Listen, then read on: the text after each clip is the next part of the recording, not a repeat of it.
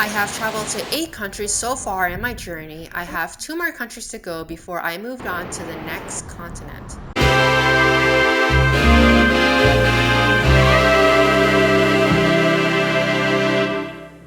I had 3 days before I started my pet sitting, which means I'll finally get a place all to myself for once. I use this app, Trusted House Sitter. This is where you trade house/pet sitting for free accommodations, well free aside from the annual fee. However, this stay will probably equal out to the same amount of the annual fee. I finally watched a movie and I got to see a nice aerial view of Sao Paulo at Feroz Santandero and ended up getting a spontaneous belly piercing later that day.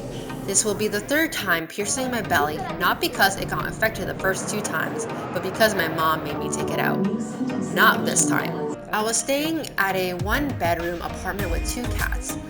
They had such different personality. Bronco was so needy while Polo was so calm. I barely saw her.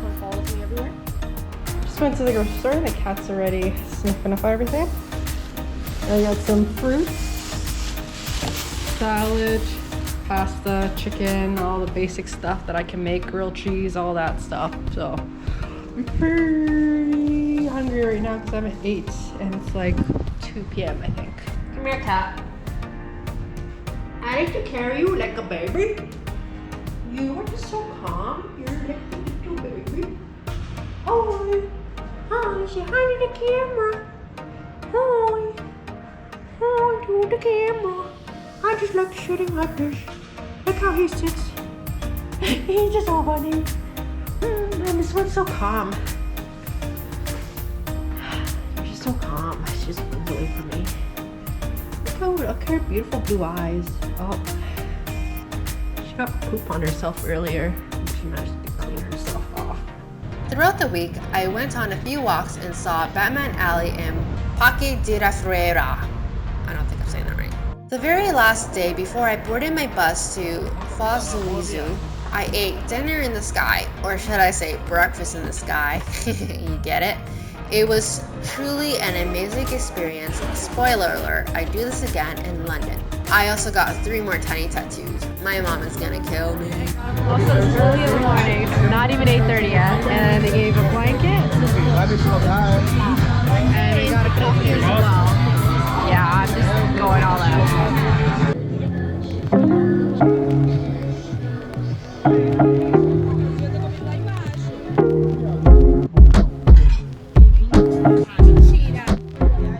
When I got to Foz do Iguazu, it was 7 a.m. and the hostel wouldn't let me check in until the check-in time, which is at 2 p.m. I met someone from England, and since we had 7 hours to kill, we decided to walk around. I had the brilliant idea to walk across the Friendship Bridge and into Paraguay. Because we were only staying in Paraguay for less than a day, they didn't stamp our passport and trusted we would return. Although they told us not to go further than 3 kilometers, how would they know? But seriously, we returned not even an hour later. There were just shops across the border.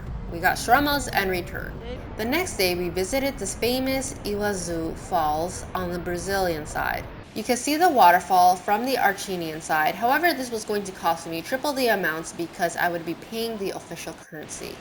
From what I've heard, the Brazilian side allows you to see all the waterfalls, while the Argentinian side only allows you to see the waterfall from the top. So essentially, you are only seeing the drop.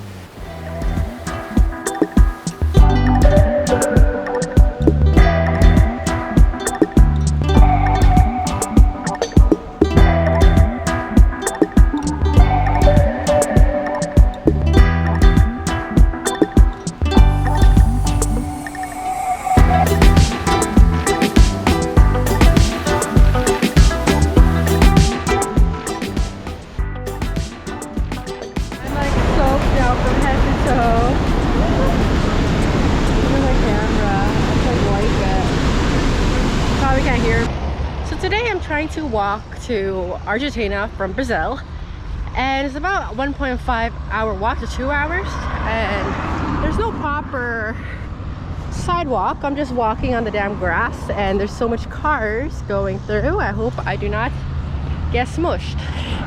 This walk was much longer. One way was 2.5 hours compared to 1 hour to Paraguay. So I just got a Brazil stamp to get out of Brazil, and I don't know, on Google Maps I'm still in Brazil, but well, I guess we're in Argentina now. We're gonna walk on over. At some point on the way back, I got tired and hitchhiked. This saved me about 30 minutes of walking. Before I got back to the hostel, I stopped by the mall to treat myself.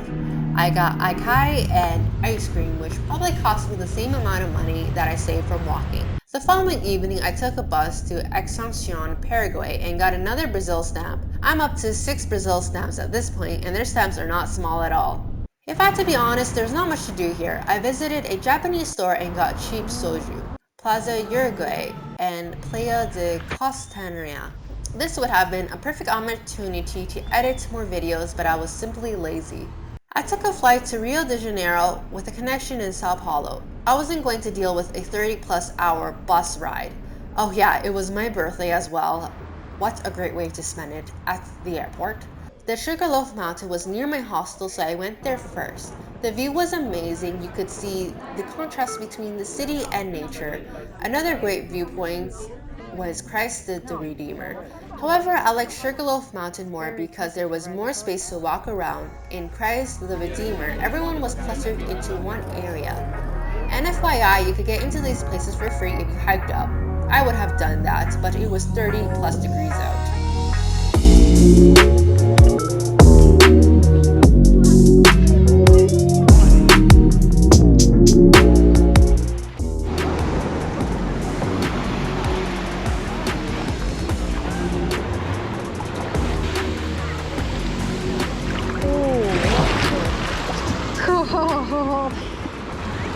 I chose to stay near the beach, but I had to check out downtown to see what I was missing. Turns out, not much. Maybe because it was a weekend and everything was mostly closed. The next few days, I checked out different beaches, Para de Jacenga, which was further out and in a residential area. This beach, you couldn't lay down in the sand. The water came all the way to the edge. The famous Copacabana beach. This was right next to my hostel. It takes an hour walk from one end to the other. Do you know how I know? Because that's exactly what I did.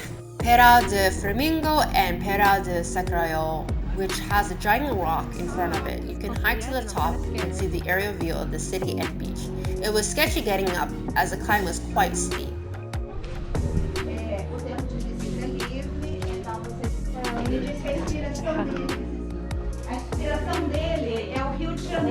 Last but not least, I went for a hike at Pedra bonita with the girl I briefly met in Falls de Iguazu.